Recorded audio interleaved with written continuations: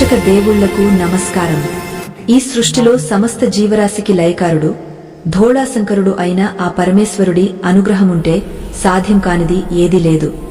మనిషి తన జీవితంలో ఎదుర్కొనే ప్రతి సమస్యకు, ముఖ్యంగా ఆర్థిక ఇబ్బందులకు, అప్పుల బాధలకు, మానసిక ఒత్తిళ్లకు మూల కారణం మన కర్మఫలమే అని శాస్త్రాలు ఘోషిస్తున్నాయి. అయితే ఆ కర్మ బంధాల నుండి విముక్తి పొంది అప్పుల ఊబిలో నుండి బయటపడి అఖండ ఐశ్వర్యాన్ని, మనశ్శాంతిని పొందడానికి మార్గం లేదా అని మీరు అడిగితే ఖచ్చితంగా ఉంది అని మన పురాణాలు సమాధానం చెబుతున్నాయి. ఈ పవిత్రమైన సోమవారం నాడు శివయ్యకు అత్యంత ప్రీతిపాత్రమైన ఈ రోజున ఎవరైతే నిష్ఠతో ఈ కథనాన్ని వింటారో, ఎవరైతే ఆ పరమశివుడి తత్వాన్ని అర్థం చేసుకుంటారో వారి జీవితంలో దరిద్రం అనేది ఇక ఉండదు. ఇది కేవలం ఒక కథ కాదు, ఇది మీ తలరాతను మార్చే ఒక అద్భుతమైన ఆధ్యాత్మిక ప్రయాణం. ఈ కథలో అంతర్లీనంగా ఉన్న ధర్మ సూక్ష్మాలను, కర్మ సిద్ధాంతాన్ని, అనాసక్తి యోగాన్ని అర్థం చేసుకున్న వారికి వారు కోరుకున్న ధనం, విజయం వాటంతటా అవే వస్తాయి. మరి ఆలస్యం చేయకుండా కైలాసగిరిపై ఆ పార్వతీ పరమేశ్వరుల సంవాదం ద్వారా లోకానికి వెల్లడైన ఆ పరమ రహస్యాన్ని ఇప్పుడు తెలుసుకుందాం. పూర్వం ఒకానొక సమయంలో అవంతి నగరంలో సోమదత్తుడు అనే ఒక బ్రాహ్మణుడు నివసిస్తూ ఉండేవాడు. అతడు సకల శాస్త్రాలను అభ్యసించినవాడు, నిత్యం దైవారాధనలో గడిపేవాడు. అతడి భార్య సుగుణవతి కూడా పేరుకు తగ్గట్టే సద్గుణాల రాశి. దైవభక్తి, అతిథి మర్యాదలు, పెద్దల పట్ల గౌరవం ఆమెలో మెండుగా ఉండేవి. అంతా బాగానే ఉన్నా ఆ దంపతులకు మాత్రం పేదరికం అనే పెనుభూతం ఎప్పుడూ వెంటాడుతూనే ఉండేది. సోమదత్తుడు ఎంత కష్టపడినా, ఎన్ని విధాలుగా ప్రయత్నించినా చేతిలో చిల్లిగవ్వ నిలిచేది కాదు. ఏదో ఒక రూపంలో ఖర్చులు వచ్చి పడేవి. పిల్లల అనారోగ్యమనో, తల్లిదండ్రుల వైద్యమనో, లేదా అనుకోని ఆపదలు అనో, ఇలా వచ్చిన ధనం వచ్చినట్టే హారతి కర్పూరంలా కరిగిపోయేది. దీంతో కుటుంబ పోషణ కోసం, అత్యవసర అవసరాల కోసం సోమదత్తుడు తెలిసిన వారి దగ్గర, వడ్డీ వ్యాపారుల దగ్గర అప్పులు చేయక తప్పలేదు. మొదట్లో చిన్న చిన్న మొత్తాలుగా మొదలైన ఆ అప్పులు రాను రాను పెద్దవై కొండంత భారంగా మారాయి. వడ్డీలు కట్టలేక, అసలు తీర్చలేక సోమదత్తుడు పడే బాధ వర్ణనాతీతం. ఉదయం లేచిన దగ్గర నుండి రాత్రి పడుకునే వరకు అప్పుల వాళ్ల వేధింపులతో అతడి జీవితం నరకప్రాయంగా మారింది. ఇంటి బయట అడుగు పెడితే ఎవరో ఒకరు డబ్బులు అడుగుతారని భయపడి ఇంట్లోనే ముడుచుకు కూర్చునే పరిస్థితి వచ్చింది. ఒకనాడు గౌరవంగా బ్రతికిన సోమదత్తుడు నేడు తల ఎత్తుకుని తిరగలేని స్థితికి చేరుకున్నాడు. సమాజంలో నిందలు, అవమానాలు, ఈసడింపులు అతడిని మానసికంగా కృంగదీశాయి. హే పరమేశ్వరా, నేను చేసిన పాపమేమిటి? నిత్యం నిన్నే నమ్ముకున్నాను కదా, నాకెందుకీ దుస్థితి? ధర్మబద్ధంగా బ్రతకడమే నేను చేసిన తప్ప? అప్పుల వాళ్ల మాటలు బాణాల్లా నా గుండెను గుచ్చుతున్నాయి. నా భార్యాబిడ్డలకు కనీసం కడుపు నిండా తిండి కూడా పెట్టలేని అసమర్థుడిగా మిగిలిపోయానే అని సోమదత్తుడు నిత్యం కన్నీరు మున్నీరుగా విలపించేవాడు. అతడి భార్య సుగుణవతి అతడిని ఓదార్చే ప్రయత్నం చేసినా ఆమె కళ్లలో కూడా నిస్సహాయత స్పష్టంగా కనిపించేది. ఒకరోజు ఉదయం సోమదత్తుడి ఇంటి ముందు ఒక పెద్ద గొడవ జరిగింది. అతడికి అప్పు ఇచ్చిన వడ్డీ వ్యాపారి ఒకరు ఇంటికి వచ్చి అందరి ముందు సోమదత్తుడిని బూతులు తిడుతూ ఇంట్లో ఉన్న సామాన్లను బయటకు విసిరేయడం మొదలుపెట్టాడు. ఈ రోజుతో నా బాకీ తీర్చకపోతే నీ ఇంటిని జప్తు చేస్తాను, నిన్ను, నీ కుటుంబాన్ని నడిరోడ్డు మీద నిలబెడతాను అని హెచ్చరించి వెళ్లిపోయాడు. ఆ సంఘటనతో సోమదత్తుడు పూర్తిగా కుప్పకూలిపోయాడు. తన వల్ల తన కుటుంబం పడుతున్న బాధను చూడలేక ఆత్మహత్య శరణ్యం అని నిర్ణయించుకున్నాడు. ఆ రాత్రి అందరూ నిద్రపోయాక ఎవరికీ చెప్పకుండా ఇంటి నుండి బయలుదేరాడు. నేరుగా ఊరి చివరన ఉన్న సిప్రానది ఒడ్డుకు చేరుకున్నాడు. చల్లని గాలి వీస్తున్నా అతడి మనసులో మాత్రం అగ్నిపర్వతం బద్దలవుతున్నంత వేదన ఉంది. నదివైపు చూస్తూ, ఓ గంగాధరా, నాకు వేరే దారి కనిపించడం లేదు. ఈ అప్పుల బాధ నుండి, ఈ అవమానాల నుండి నన్ను విముక్తుడిని చెయ్యి. నా మరణంతోనైనా నా కుటుంబానికి ఈ వేధింపులు తగ్గుతాయేమో అని తలచి నీటిలోకి దూకడానికి సిద్ధమయ్యాడు. సరిగా అదే సమయంలో కైలాసంలో ఒక అద్భుతమైన సంఘటన జరుగుతోంది. ఆది దంపతులైన పార్వతీ పరమేశ్వరులు కొలువై ఉన్నారు. సమస్త లోకాలను రక్షించే ఆ జగన్మాత భూలోకంలో తన బిడ్డలు పడుతున్న కష్టాలను చూసి చలించిపోయింది. ముఖ్యంగా సోమదత్తుడి వంటి సత్ప్రవర్తన కలిగిన వారు కూడా ఆర్థిక ఇబ్బందులతో, అప్పుల బాధలతో సతమతమవ్వడం ఆ తల్లికి ఆవేదన కలిగించింది. అప్పుడు పార్వతీదేవి పరమశివుడి వైపు తిరిగి ఇలా అడిగింది, నాథా, సర్వలోక రక్షక, భూలోకంలో ధర్మాన్ని పాటించేవారు, దైవభక్తి కలిగినవారు కూడా ఎందుకింతగా కష్టపడుతున్నారు? ముఖ్యంగా ఆర్థిక రుణాలు, అప్పుల బాధలు వారిని ఎందుకు పట్టి పీడిస్తున్నాయి? సోమదత్తుడిని చూడండి. అతడు ఎంతో భక్తి శ్రద్ధలు కలిగినవాడు. కాని అప్పుల బాధ తాళలేక ఆత్మహత్యకు సిద్ధపడ్డాడు. అసలు మనిషికి రుణం ఎందుకు ఏర్పడుతుంది? దీని నుండి శాశ్వత విముక్తి పొందే మార్గం లేదా? కేవలం ధనం ఇస్తే వారి సమస్య తీరుతుందా, లేక దీని వెనుక ఏదైనా కర్మ రహస్యం దాగ ఉందా?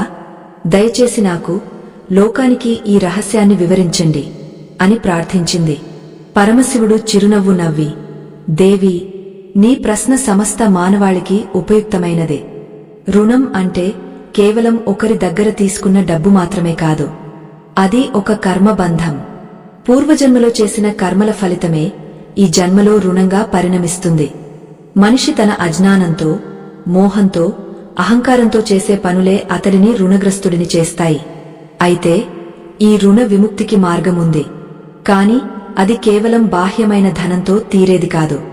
అంతరంగంలో మార్పు రావాలి. కర్మ సిద్ధాంతాన్ని, అనాసక్తిని అర్థం చేసుకోవాలి. ఇప్పుడు నేను చెప్పబోయే ఈ వృత్తాంతం, ఈ జ్ఞానం ఎవరైతే శ్రద్ధగా వింటారో వారిని దరిద్రం ఎన్నటికీ దరిచేరదు అని చెప్పడం ప్రారంభించాడు. ఆ సమయంలో భూలోకంలో సోమదత్తుడు నదిలోకి దూకబోతుండగా వెనుక నుండి ఒక గంభీరమైన గొంతు వినిపించింది. ఆగు సోమదత్తా, ఆగు. ఆ పిలుపులో ఏదో తెలియని ఆకర్షణ, అధికారం ఉన్నాయి. సోమదత్తుడు ఉలిక్కిపడి వెనక్కి తిరిగి చూశాడు. అక్కడ ఒక తేజోవంతుడైన సన్యాసి నిలబడి ఉన్నాడు. ఆయన ముఖంలో ప్రశాంతత, కళ్లలో కరుణ ఉట్టిపడుతున్నాయి. ఆయన మరెవరో కాదు, సాక్షాత్తు ఆ పరమేశ్వరుడి అంశతో వచ్చిన గురువు. ఎందుకు నాయనా ఈ అఘాయిత్యం? శరీరమే శాశ్వతం కానప్పుడు ఈ కష్టాలు మాత్రం శాశ్వతమా? అప్పుల బాధ నుండి తప్పించుకోవడానికి చావు ఒక్కటే మార్గం అనుకుంటున్నావా అని ఆ సన్యాసి ప్రశ్నించాడు. సోమదత్తుడు కన్నీళ్లతో ఆ సన్యాసి పాదాలపై పడి, స్వామీ, నాకు వేరే దారి లేదు. నేను బ్రతికి ఉంటే నా వాళ్లను పోషించలేను, అప్పులు తీర్చలేను. ప్రతి క్షణం నరకం అనుభవిస్తున్నాను. నన్ను చావనివ్వండి అని రోదించాడు. అప్పుడు ఆ సన్యాసి అతడిని లేవదీసి దగ్గరగా కూర్చోబెట్టుకుని ఇలా అన్నాడు, నాయనా, పిరికివాడే పారిపోతాడు, ధీరుడు పోరాడతాడు. నీ సమస్యకు మూలం ధనం లేకపోవడం కాదు, ధనం పట్ల, జీవితం పట్ల నీకున్న అవగాహన లోపం. నీవు ఇప్పుడు అనుభవిస్తున్న ఈ స్థితికి కారణం నీ గత కర్మలు మరియు నీ ప్రస్తుత ఆలోచనా విధానం. వీటన్నిటినీ సరిదిద్దుకుంటే లక్ష్మీదేవి నీ ఇంటికి నడిచి వస్తుంది. ఆ పరమశివుడు కైలాసంలో పార్వతీదేవికి చెప్పిన కర్మ విమోచన రహస్యాన్ని ఇప్పుడు నీకు చెబుతాను, విను. దీనిని శ్రద్ధగా విని ఆచరిస్తే వచ్చే సోమవారం నాటికి నీ స్థితిగతులు మారడం ఖాయం అని చెప్పాడు. ఇక్కడ మనం ఒక్క విషయం గుర్తుంచుకోవాలి. ఎంతో పుణ్యం చేసుకుంటే గాని ఇలాంటి ఆధ్యాత్మిక విషయాలు మన చెవిన పడవు. ఇలాంటి అద్భుతమైన కథనాన్ని అందిస్తున్న మా ప్రయత్నానికి మీ ప్రోత్సాహం ఎంతో అవసరం. ఈ వీడియోను లైక్ చేయడం ద్వారా మీరు కూడా ధర్మ ప్రచారంలో భాగస్వాములు అవుతారు. మీ ఒక్క లైక్ ఈ జ్ఞానాన్ని మరికొందరి ఆల్తులకు చేరేలా చేస్తుంది. ఇక కథలోకి వెళ్తే, కైలాసంలో శివుడు పార్వతీదేవితో ఇలా అంటున్నాడు, పార్వతీ, మనిషి 3 రకాల రుణాలతో పుడతాడు.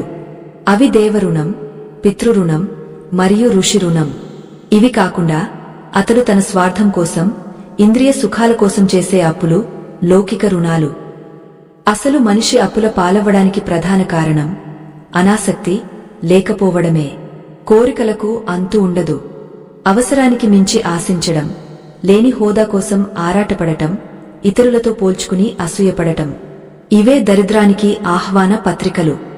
శ్రీకృష్ణ పరమాత్మ కూడా గీతలో ఇదే చెప్పాడు, కర్మణ్యేవాధికారస్తే మా ఫలేషు కదాచన అని. కాని మనుషులు ఫలం మీదనే దృష్టి పెట్టి కర్మను కలుషితం చేస్తున్నారు. ఎప్పుడైతే మనిషి ఫలితం మీద ఆశ లేకుండా తన విధిని ధర్మబద్ధంగా నిర్వహిస్తాడో అప్పుడు ప్రకృతి అతడికి కావాల్సినవన్నీ సమకూరుస్తుంది. శివుడు ఇంకా లోతుగా వివరిస్తూ, ఒకసారి త్రేతాయుగంలో జరిగిన సంఘటన చెబుతాను, విను. ధర్మవర్ధనుడు అనే రాజు ఉండేవాడు. అతడు ఎంతో ధనవంతుడు, కాని అతడి మనశ్శాంతి మాత్రం శూన్యం. అతడికి ఎంత సంపద ఉన్నా ఇంకా కావాలనే తపన అతడిని నిద్రపోనిచ్చేది కాదు. చివరకు అతడు ఒక మహర్షి దగ్గరకు వెళ్లి, స్వామీ, నా దగ్గర కొండంత బంగారముంది, కాని గుండె నిండా బరువు ఉంది. నా ఈ దాహం ఎప్పుడు తీరుతుంది అని అడిగాడు. అప్పుడు ఆ మహర్షి అతడికి రుణ విమోచన రహస్యం చెప్పాడు. అదేమిటంటే, మనం ప్రకృతి నుండి తీసుకున్న దానికి ప్రతిగా ఎంతో కొంత తిరిగి ఇవ్వాలి. తీసుకునే చేయి ఎప్పుడూ కింద ఉంటుంది, ఇచ్చే చేయి ఎప్పుడూ పైన ఉంటుంది. ఎవరైతే తమ సంపాదనలో కొంత భాగం ధర్మ కార్యాలకు, పేదలకు, అన్నదానానికి వినియోగస్తారో వారి సంపదకు రక్షణ ఉంటుంది. కాని ఎవరైతే కేవలం తమ సుఖాల కోసమే ఖర్చు చేస్తారో వారి ధనం ఏదో ఒక రూపంలో హరించుకుపోతుంది. ఇదే ప్రకృతి ధర్మం. సోమదత్తుడి విషయంలో కూడా జరిగింది ఇదే. అతడు గత జన్మలో ఒక లోభి. ఎవరికీ సహాయం చేయలేదు సరికదా, ఇతరుల ధనాన్ని మోసంతో కాజేయాలని చూశాడు. ఆ కర్మ ఫలితమే ఈ జన్మలో అతడిని అప్పుల రూపంలో వెంటాడుతోంది.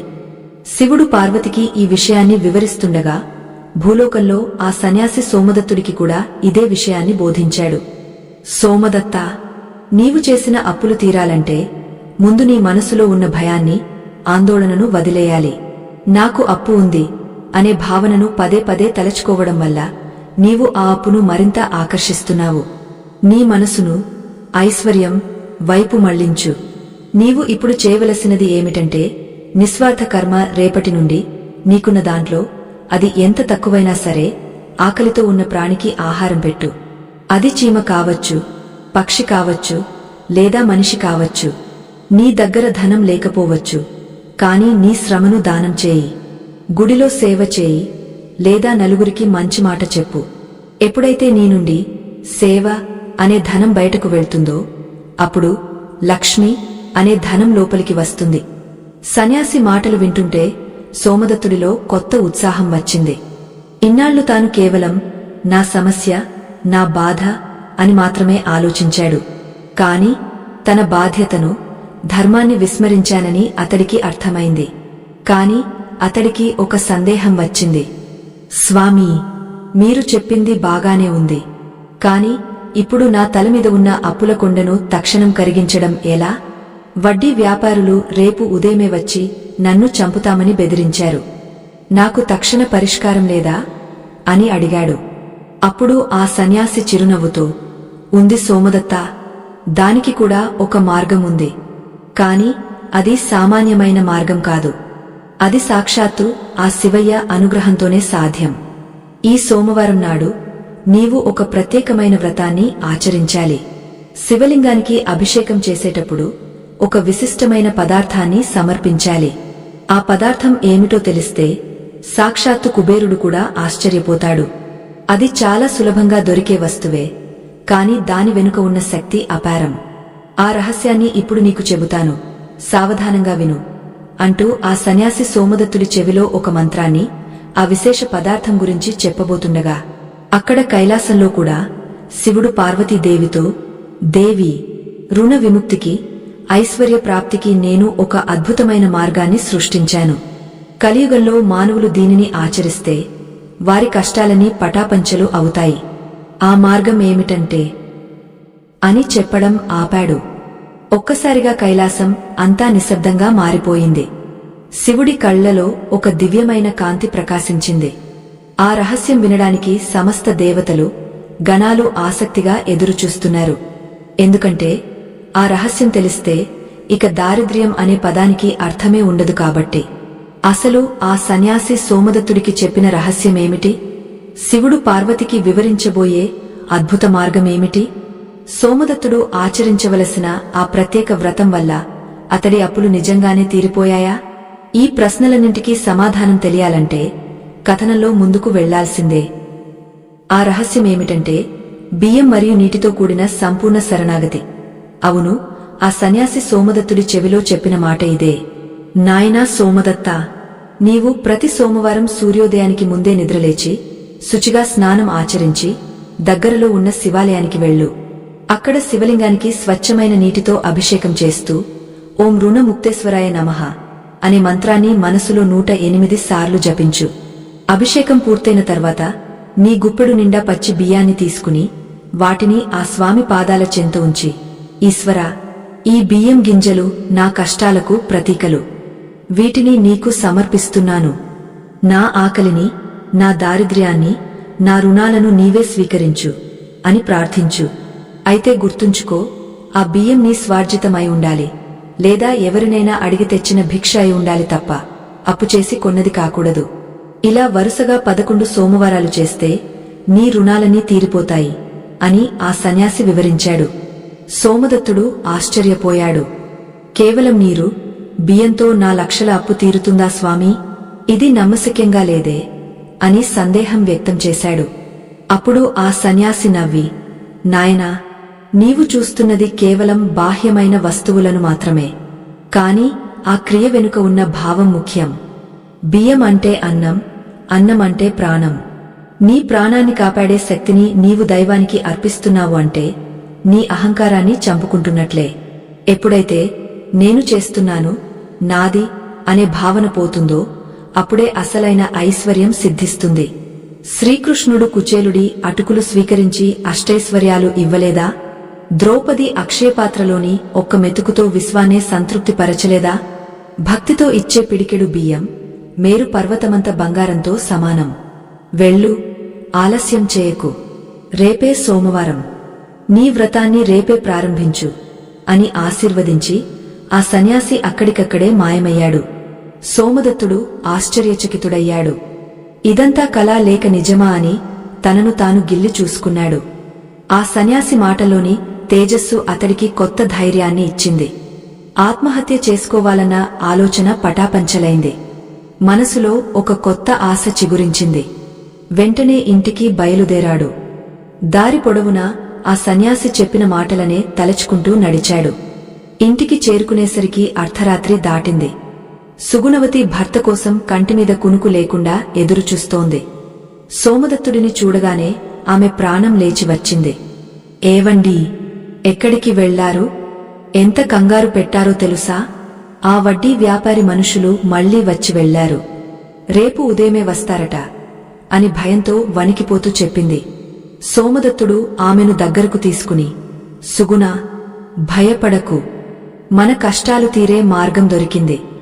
సాక్షాత్తు ఆ పరమేశ్వరుడే మనకు దారి చూపించాడు అంటూ నదీ తీరంలో జరిగిన సంఘటన అంతా వివరించాడు. సుగుణవతి కూడా దైవభక్తి మెండుగా ఉన్న స్త్రీ కాబట్టి ఆమెకు ఆ మాటల మీద నమ్మకం కలిగింది. నిజమేనండి, ఆ స్వామి మనల్ని పరీక్షించి ఉంటాడు. రేపే సోమవారం కదా, మనం ఖచ్చితంగా ఆ వ్రతాన్ని ఆచరిద్దాం. ఇంట్లో కాస్త బియ్యమున్నాయి, వాటితోనే మొదలు పెడదాం అని ధైర్యం చెప్పింది. ఆ రాత్రి ఆ దంపతులు రేపటి గురించి, ఆ శివయ్య గురించి మాట్లాడుకుంటూ గడిపారు. వారి మనసుల్లో ఉన్న ఆందోళన కాస్త తగ్గింది. అయితే వారి విశ్వాసాన్ని పరీక్షించడానికి విధి మరొక రూపంలో పొంచి ఉంది. ఇదే సమయంలో కైలాసంలో పార్వతీదేవికి ఒక సందేహం కలిగింది. నాథా, మీరు భూలోకంలో ఆ బ్రాహ్మణుడికి పిడికెడు బియ్యం సమర్పించమని చెప్పారు. అసలు బియ్యానికి రుణ విముక్తికి సంబంధమేమిటి? ఇది చాలా చిన్న పరిహారం కదా, దీనివల్ల అంత పెద్ద సమస్య ఎలా తీరుతుంది అని అడిగింది. శివుడు మందహాసం చేస్తూ, పార్వతీ, ఈ సృష్టిలో ఏ వస్తువు చిన్నది కాదు. బియ్యం చంద్రుడికి కారకం.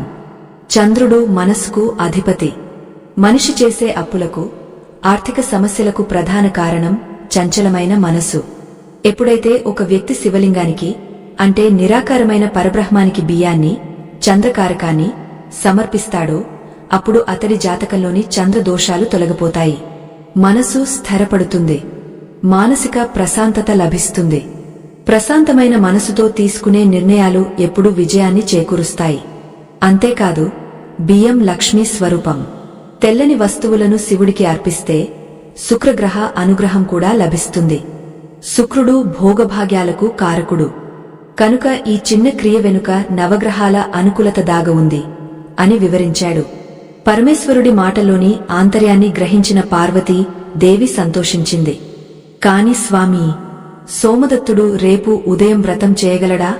అతడి ఇంటి బయట అప్పుల వాళ్లు కాపలా కాస్తున్నారు కదా, అతడి భక్తి గెలుస్తుందా లేక వారి క్రౌర్యం గెలుస్తుందా అని అడిగింది. శివుడు గంభీరంగా, ధర్మానికి అధర్మానికి మధ్య యుద్ధం ఎప్పుడూ జరుగుతూనే ఉంటుంది దేవి. భక్తుడి విశ్వాసం ఎంత బలమైనదో తెలియాలంటే అతడికి ఎదురయ్యే పరీక్ష కూడా అంతే కఠినంగా ఉండాలి. రేపు ఏం జరుగుతుందో చూద్దాం అన్నాడు. మరుసటి రోజు తెల్లవారుజామున బ్రహ్మ ముహూర్తంలో సోమదత్తుడు నిద్రలేచాడు. స్నానం ఆచరించి శుభ్రమైన బట్టలు కట్టుకున్నాడు. ఉన్నవాటిలో చిరుగులు లేనివి. భార్య ఇచ్చిన పిడికెడు బియ్యాన్ని ఒక ఆకులో కట్టుకుని చేతిలో నీటి చెంబు పట్టుకుని గుడికి బయలుదేరడానికి సిద్ధమయ్యాడు. గుమ్మం దాటబోతుండగా ఒక్కసారిగా ఇంటి తలుపులు దద్దరిల్లేలా ఎవరో బాదారు. ఏయ్ సోమదత్తా, బయటకు రా, ఈ రోజుతో నీ కథ ముగిసింది అంటూ బయట నుండి కేకలు వినిపించాయి. అది ఆ ఊరిలో పేరుమోసిన వడ్డీ వ్యాపారి కర్కోటకుడి గొంతు. అతడి పేరుకు తగ్గట్టే మనసు కూడా కర్కోటకమే. దయ, జాలి అనే పదాలు అతడి నిఘంటువులో లేవు. సోమదత్తుడి గుండె ఆగపోయినంత పనైంది. సుగుణవతి భయంతో వణికిపోతూ భర్త వెనుక దాక్కుంది. సోమదత్తుడు ధైర్యం తెచ్చుకుని తలుపు తీశాడు. బయట కర్కోటకుడు, అతడి వెంట నలుగురు బలమైన మనుషులు నిలబడి ఉన్నారు. కర్కోటకుడు సోమదత్తుడిని చూడగానే ఎగతాళిగా నవ్వాడు. ఏంటి పంతులుగారు, ఉదయాన్నే చెంబు పట్టుకుని బయలుదేరారు? తీర్థయాత్రలకా లేక పారిపోవడానికా? ఈ రోజు నా బాకీ మొత్తం కట్టకపోతే నీ చర్మం వలిచి డప్పు కొట్టిస్తా అని గర్జించాడు.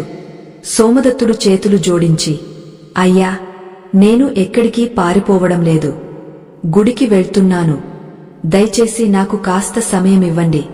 ఈశ్వరుడి పాదాల సాక్షిగా చెబుతున్నాను, మీ బాకీ తీర్చే బాధ్యత నాది అని బ్రతిమిలాడాడు. కర్కోటకుడు వికటాట్టహాసం చేశాడు.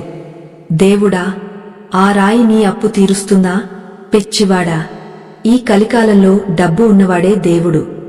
నా కాళ్ల దగ్గర పడితే నేను కరుణిస్తానేమో కాని ఆ గుడిలో రాయి నిన్ను కాపాడదు.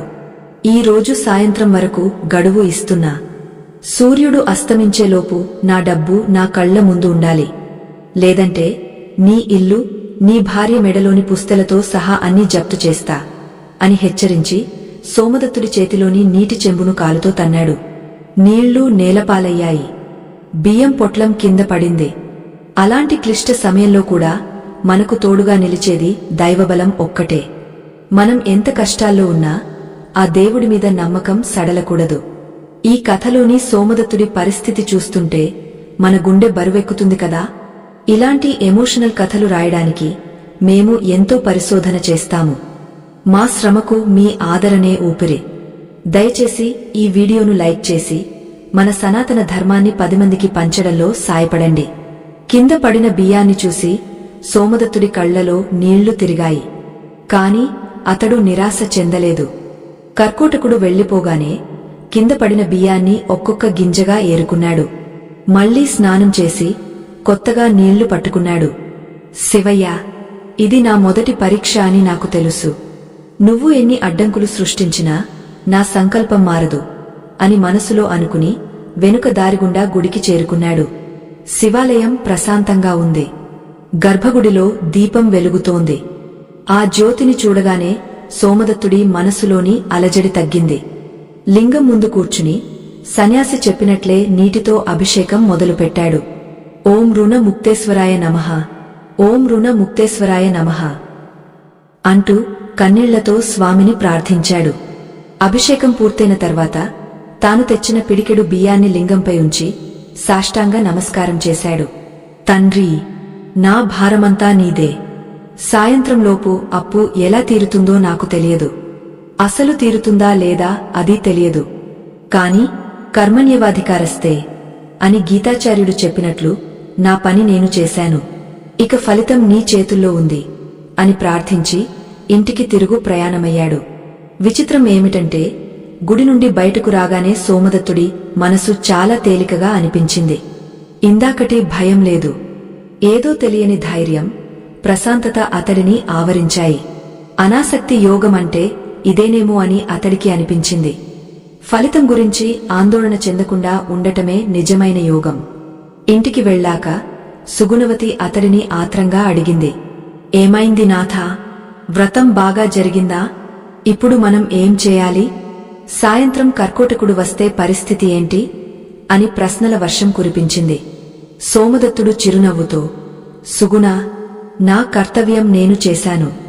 ఇక ఆ పరమశివుడే చూసుకుంటాడు. మనం చేయగలిగింది ఏమీ లేదు. నిశ్చింతగా ఉండు అన్నాడు. కాని సుగుణవతికి మాత్రం భయం పోలేదు. గడియారం ముళ్ళు తిరుగుతున్న కొద్దీ ఆమె గుండె వేగం పెరుగుతోంది. మధ్యాహ్నం అయింది. ఎవరూ రాలేదు. సాయంత్రం సమీపిస్తోంది. సూర్యుడు పశ్చిమ దిక్కున వాలుతున్నాడు. వీధిలో కుక్కల అరుపులు, జనాల సందడి తప్ప ఎవరూ సహాయం చేయడానికి రాలేదు. సోమదత్తుడు మాత్రం ఇంటి వరండాలో కూర్చుని శివశివ అని నామస్మరణ చేస్తున్నాడు. అతడి ప్రశాంతతను చూసి సుగుణవతికి కోపం, దున్హకం రెండు కలిగించాయి. ఏవండీ, మీకు ఏమైనా మతిపోయిందా? సూర్యుడు అస్తమిస్తున్నాడు. ఆ రాక్షసుడు వచ్చే సమయమైంది. చేతిలో చిల్లిగవ్వలేదు. ఎలా ఇంత ధైర్యంగా ఉన్నారు? అని నిలదీసింది. అంతలోనే దూరం నుండి గుర్రపు డెక్కల చప్పుడు వినిపించింది. ఆ చప్పుడు దగ్గరవుతున్న కొద్దీ సుగుణవతి గుండెల్లో రైళ్లు పరిగెత్తాయి. అది కర్కోటకుడి బండి శబ్దంలా ఉంది. వచ్చేశాడు, యముడిలా వచ్చేశాడు అని సుగుణవతి ఏడవడం మొదలుపెట్టింది. సోమదత్తుడు కళ్ళు తెరిచి చూశాడు. ఇంటి ముందు ఒక బండి ఆగింది. కాని అది కర్కోటకుడి బండి కాదు. ఒక రాజకుటుంబానికి చెందిన వాహనంలా ఉంది. అందులో నుండి ఒక మధ్యవయస్కుడు ఖరీదైన వస్త్రాలు ధరించి కిందకు దిగాడు. అతడి ముఖంలో ఏదో ఆందోళన కనిపిస్తోంది. చేతిలో ఒక పాత తాళపత్ర గ్రంథముంది. అతడు నేరుగా సోమదత్తుడి దగ్గరకు వచ్చి, నమస్కారం పంతులుగారు, మీరేనా సోమదత్తుడు అంటే? అని అడిగాడు. సోమదత్తుడు లేచి నిలబడి, అవును నాయనా, నేనే. మీరు ఎవరు? మీకేం కావాలి? అని అడిగాడు. ఆ వ్యక్తి చేతిలోని గ్రంథాన్ని సోమదత్తుడికి చూపిస్తూ, నా పేరు విక్రమసేనుడు. నేను పొరుగు రాజ్యం నుండి వచ్చాను. మా నాన్నగారు చనిపోతూ నాకు ఈ గ్రంథాన్ని ఇచ్చారు. ఇందులో మా వంశానికి సంబంధించిన ఒక పెద్ద రహస్యముంది. కాని ఈ భాష నాకు అర్థం కావడం లేదు. ఇది చాలా పురాతనమైన లిపి అని పండితులు చెప్పారు. ఈ ప్రాంతంలో మీరొక్కరే ఈ శాస్త్రాన్ని చదవగలరని తెలిసి మిమ్మల్ని వెతుక్కుంటూ వచ్చాను. ఇది చదివి వినిపిస్తే మీకు తగిన పారితోషికం ఇస్తాను అన్నాడు. సోమదత్తుడికి ఆ గ్రంథం చూడగానే అర్థమైంది.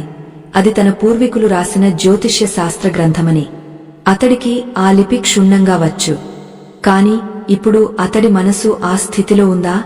కర్కోటకుడు ఏ క్షణమైనా రావచ్చు. ఈ సమయంలో గ్రంథం చదవడం సాధ్యమేనా?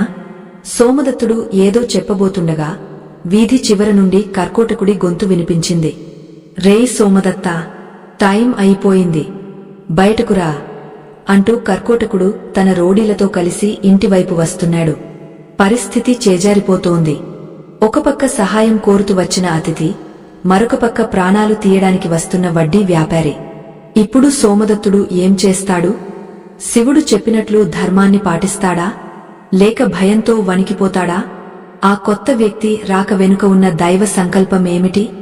ఆ గ్రంథంలో ఉన్న రహస్యం సోమదత్తుడి తలరాతను మారుస్తుందా? అసలు ఆ గ్రంథంలో ఏముంది? విక్రమసేనుడు నిజంగానే సహాయం చేయడానికి వచ్చాడా? లేక ఇది ఇంకేదైనా కొత్త సమస్యనా? కర్కోటకుడు ఆ కొత్త వ్యక్తిని చూసి ఏం చేస్తాడు? ఉత్కంఠభరితమైన ఈ మలుపులో ఏం జరగబోతోందో తెలియాలంటే కర్కోటకుడు తన అనుచరులతో కలిసి ఇంటి ఆవరణలోకి అడుగుపెట్టాడు. అతడి కళ్లలో నిప్పులు చెరుగుతున్నాయి. చేతిలో ఒక లావుపాటి కర్ర ఉంది. అతడి వెనుక ఉన్న రౌడీలు సోమదత్తుడి ఇంటి సామాన్లను చిందరవందర చేయడానికి సిద్ధంగా ఉన్నారు. ఆ దృశ్యం చూసి సుగుణవతి భయంతో గడగడా వణికిపోతూ ఇంటి లోపలికి పరిగెత్తింది. కాని సోమదత్తుడు మాత్రం అచంచలమైన విశ్వాసంతో ముఖంలో ఎటువంటి భయం లేకుండా అక్కడే నిలబడి ఉన్నాడు. అతడి పక్కనే ఉన్న విక్రమసేనుడు ఈ గొడవను ఆశ్చర్యంగా గమనిస్తున్నాడు. కర్కోటకుడు సోమదత్తుడి దగ్గరకు వచ్చి, ఏరా సోమదత్తా, నాటకాలు ఆడుతున్నావా? ఎవరో కొత్త వ్యక్తిని పక్కన పెట్టుకుని నన్ను భయపెట్టాలనుకుంటున్నావా? సూర్యుడు అస్తమించాడు. నా డబ్బు ఎక్కడా? ఈ క్షణమే నా బాకీ తీర్చకపోతే ఇంటిని కూల్చేస్తాను, నిన్ను ఈడ్చుకుంటూ తీసుకువెళ్లి నడిరోడ్డు మీద నిలబెడతాను అని గట్టిగా అరుస్తూ సోమదత్తుడి చొక్కా పట్టుకోవడానికి చేయి ఎత్తాడు. ఆ సమయంలో సోమదత్తుడి ప్రవర్తన అందరినీ ఆశ్చర్యపరిచింది. మామూలుగా అయితే ఎవరైనా ఆ పరిస్థితిలో కాళ్లమీద పడి ప్రాధేయపడతారు లేదా భయంతో పారిపోతారు. కాని సోమదత్తుడు చాలా ప్రశాంతంగా కర్కోటకుడి కళ్లలోకి చూస్తూ, కర్కోటకా, కాస్త ఆగు. నా ఇంటికి ఒక అతిథి వచ్చారు. అతిథి దేవో భవ అనేది మన ధర్మం. ఆయన పని పూర్తి చేసిన తర్వాత నువ్వు నన్ను ఏం చేసినా నేను సిద్ధమే. కాని అంతవరకు మర్యాదగా ఉండు అని గంభీరంగా చెప్పాడు. ఆ మాటలకు కర్కోటకుడు బిత్తరపోయాడు. ఇన్నాళ్లు తనను చూసి గడగడా వణికే సోమదత్తుడేనా ఇలా మాట్లాడుతున్నది అని అనుమానం వచ్చింది. ఓహో, అతిథి మర్యాదలు కూడా వచ్చాయా? నీకు తినడానికి తిండి లేదు, పైగా అతిథి ఒకడా? వీడెవడు? నీకు డబ్బులు ఇవ్వడానికి వచ్చిన దాతనా, లేక నీలాంటి దరిద్రుడా అని వెటకారంగా విక్రమసేనుడి వైపు చూసి నవ్వాడు. అంతవరకు మౌనంగా ఉన్న విక్రమసేనుడు ఒక్క అడుగు ముందుకు వేసి కర్కోటకుడిని నిశితంగా చూశాడు. ఎవరయ్యా నువ్వు?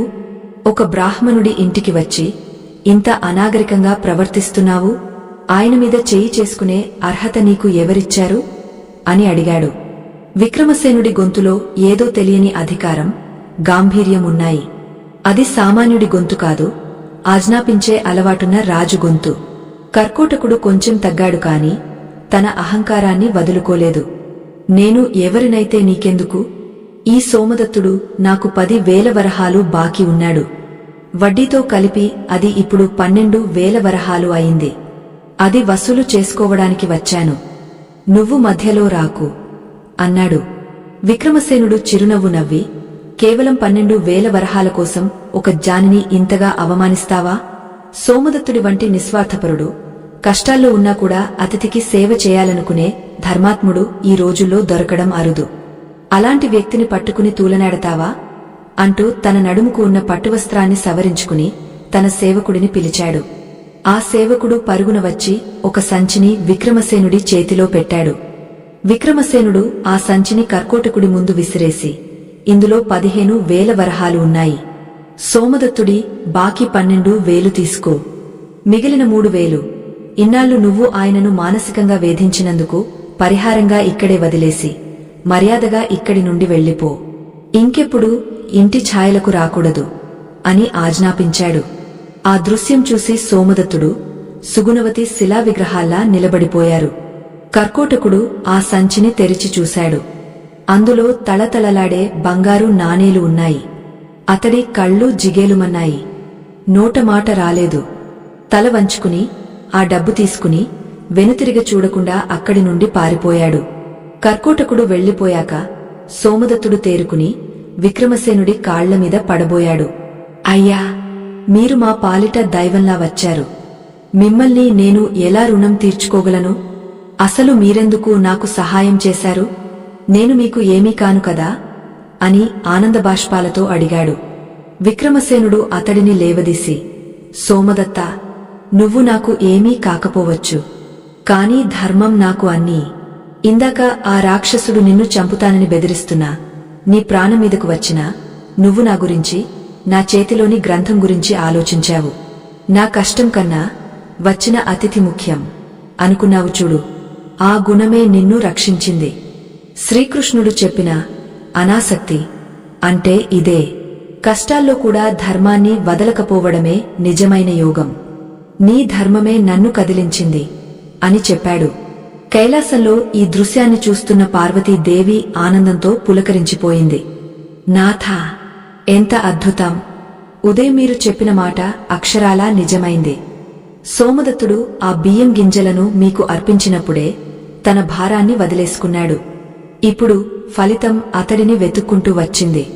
కాని స్వామీ, ఆ విక్రమసేనుడు కేవలం యాదృచ్ఛికంగా వచ్చాడా, లేక దీని వెనుక ఏదైనా పూర్వజన్మ సంబంధముందా అని అడిగింది. శివుడు మందహాసం చేస్తూ, పార్వతీ, ఈ సృష్టిలో యాదృచ్ఛికం, కోయిన్సిడెన్స్ అంటూ ఏదీ ఉండదు. ప్రతి సంఘటన వెనుక ఒక కార్యకారణ సంబంధం ఉంటుంది. విక్రమసేనుడు అక్కడికి రావడానికి కారణం రుణానుబంధం. గత జన్మలో సోమదత్తుడు ఒక గొప్ప జమీందారు. అప్పుడు విక్రమసేనుడు అతడి దగ్గర పనివాడిగా ఉండేవాడు. ఒకసారి కరువు వచ్చినప్పుడు సోమదత్తుడు తన ఆస్తినంతా ఖర్చు చేసి ఆ పనివాడిని, అతడి కుటుంబాన్ని కాపాడాడు. ఆ రుణమే ఇప్పుడు వడ్డీతో సహా తిరిగి వచ్చింది. మనిషి చేసిన మంచి ఎక్కడికి పోదు దేవి, అది తిరిగి రావడానికి సమయం పడుతుంది అంతే. ఈ రోజు సోమదత్తుడు చేసిన శివార్పణం అనే క్రియ ఆ పాత కర్మఫలాన్ని త్వరగా వచ్చేలా ప్రేరేపించింది అని వివరించాడు. ఇక్కడ మనం గమనించాల్సిన విషయం ఒకటుంది. మనం ఎవరికైనా సహాయం చేస్తే అది వృధా పోతుందేమో అని భయపడతాం. కాని దేవుడి లెక్కల్లో ఏదీ మిస్ అవ్వదు. ఎప్పుడో ఒకప్పుడు అది మనల్ని ఆదుకుంటుంది. ఈ అద్భుతమైన కర్మ సిద్ధాంతం గురించి వింటున్న మీకు ఈ వీడియో నచ్చితే దయచేసి లైక్ చేయండి. మేము పడే కష్టానికి మీ ఆదరణే నిజమైన బలం. మళ్లీ భూలోకానికి వస్తే సోమదత్తుడి ఇంట్లో వాతావరణం పూర్తిగా మారిపోయింది. ఇన్నాళ్లు ఉన్న దిగులు మేధాలు విడిపోయాయి. సుగుణవతి ఆనందంతో విక్రమసేనుడికి కాళ్లు కడుక్కోవడానికి నీళ్లు ఇచ్చింది. అతిథి మర్యాదలు చేసిన తర్వాత సోమదత్తుడు ప్రశాంతంగా కూర్చుని విక్రమసేనుడు తెచ్చిన తాళపత్ర గ్రంథాన్ని చేతిలోకి తీసుకున్నాడు. ఆ గ్రంథం చాలా పురాతనమైనది. దానిమీద ఉన్న ఆకులు రంగు మారిపోయి ఉన్నాయి. సోమదత్తుడు జాగ్రత్తగా మొదటి ఆకును తెరిచాడు. అందులోని అక్షరాలు ప్రాచీన గ్రంథ లిపిలో ఉన్నాయి. సోమదత్తుడు తన పాండిత్యాన్ని ఉపయోగించి చదవడం మొదలుపెట్టాడు. చదువుతున్న కొద్దీ అతడి ముఖంలో ఆశ్చర్యం, ఉత్కంఠ పెరగసాగాయి. విక్రమసేన, ఇది సాధారణ జ్యోతిష్య గ్రంథం కాదు. ఇది మీ తాతగారు మహారాజా జయసేనుడు స్వయంగా రాసిన వీలునామా మరియు నిధి రహస్యం అని చెప్పాడు సోమదత్తుడు. నిధి రహస్యమా అని విక్రమసేనుడు ఆశ్చర్యపోయాడు. అవును, ఇందులో ఏమని ఉందంటే, నా వంశానికి చెందిన వారసులారా, నేను సంపాదించిన సంపదలో కొంత భాగాన్ని రాబోయే తరాల అవసరాల కోసం, ధర్మరక్షణ కోసం దాచి ఉంచాను. అయితే అది సాధారణమైన ప్రదేశంలో లేదు. మన రాజ్య సరిహద్దుల్లో ఉన్న దట్టమైన అరణ్యంలో ఒక పురాతన శివాలయం ఉంది. ఆలయం ఇప్పుడు శిథిలావస్థలో ఉండవచ్చు. ఆలయ గర్భగుడిలో శివలింగం కింద ఒక రహస్య గది ఉంది. ఆ గదిని తెరవడానికి ఒక ప్రత్యేకమైన మంత్రం, ఒక యంత్రం అవసరం. ఆ యంత్రాన్ని నేను 2 ముక్కలుగా చేసి ఒక ముక్కను ఈ గ్రంథంలో దాచాను. 2వ ముక్కను నా అత్యంత నమ్మకస్తుడైన మిత్రుడు, ఆస్థాన పురోహితుడు అయిన సోమశర్మ గారికి ఇచ్చాను. ఎప్పుడైతే ఈ 2 ముక్కలు కలుస్తాయో అప్పుడే ఆ నిధి ద్వారం తెరుచుకుంటుంది అని రాసి ఉంది అని సోమదత్తుడు వివరించాడు. విక్రమసేనుడు ఆశ్చర్యంతో, సోమశర్మగారా, ఆ పేరు ఎక్కడో విన్నట్లుంది అని ఆలోచనలో పడ్డాడు. సోమదత్తుడి కళ్లలో నీళ్లు తిరిగాయి. విక్రమసేన, ఆ సోమశర్మ ఎవరో కాదు, మా తాతగారు. మా తాతగారు చనిపోయే ముందు మా నాన్నగారికి ఒక రాగరేకును ఇచ్చి దీనిని ప్రాణప్రదంగా దాచుకోమని చెప్పారు. మా నాన్నగారు దానిని నాకు ఇచ్చారు. అది ఇప్పటికీ నా దగ్గర పూజా మందిరంలో ఉంది. దానికి విలువ లేదని, అది కేవలం ఒక యంత్రం అని ఇన్నాళ్లు అనుకున్నాను. కాని ఈరోజు తెలిసింది దాని విలువేమిటో అని చెప్పి లోపలికి వెళ్లి ఒక పాత పెట్టెలో నుండి అర్ధచంద్రాకారంలో ఉన్న ఒక రాగరేకును తీసుకువచ్చాడు. విక్రమసేనుడు తన గ్రంథంలోని పేజీల మధ్య ఉన్న మరొక రాగరేకును బయటకు తీశాడు. ఆ రెండింటిని దగ్గరగా చేర్చగానే అవి ఒకదానికొకటి అయస్కాంతంలా అతుకుని ఒక పూర్ణ వృత్తాకార యంత్రంగా మారిపోయాయి. దానిమీద ఓం నమః శివాయ అనే అక్షరాలు కాంతివంతంగా మెరిశాయి. ఆ దృశ్యం చూసి అక్కడున్న వారందరూ చేతులు జోడించి నమస్కరించారు. ఇది దైవ సంకల్పం కాకపోతే మరేమిటి? ఎక్కడో ఉన్న మీరు, ఇక్కడ ఉన్న నేను కలవడం, ఈ 2 ముక్కలు కలవడం, ఇదంతా ఆ శివయ్య లీల అన్నాడు సోమదత్తుడు. అయితే సోమదత్తుడు గ్రంథాన్ని ఇంకా ముందుకు చదవడం కొనసాగించాడు. కాని ఈ నిధిని పొందడం అంత సులభం కాదు. ఆ శివాలయానికి క్షేత్రపాలకుడిగా ఒక భయంకరమైన సర్పం కాపలా కాస్తుంది. అది సామాన్యమైన పాము కాదు. దానికి కొన్ని అతీంద్రియ శక్తులు ఉన్నాయి. కేవలం శుద్ధమైన మనసు, శివభక్తి కలిగిన వ్యక్తి మాత్రమే ఆ సర్పాన్ని దాటి లోపలికి వెళ్లగలరు.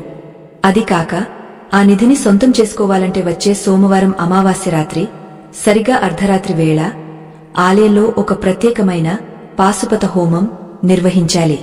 ఆ హోమం మధ్యలో అనేక వింతలు, భయానక శబ్దాలు వినిపిస్తాయి. ఎవరు భయపడకుండా ఆ హోమాన్ని పూర్తి చేస్తారో వారికి మాత్రమే ఆ గది ద్వారం తెరుచుకుంటుంది. ధైర్యం లేనివారు ప్రయత్నిస్తే ప్రాణాలే పోతాయి అని స్పష్టంగా హెచ్చరిక రాసి ఉంది. ఆ మాటలు వినగానే సుగుణవతి భయపడింది. వద్దు నాథా, మనకు అప్పులు తీరాయి. ఈ డబ్బు చాలు.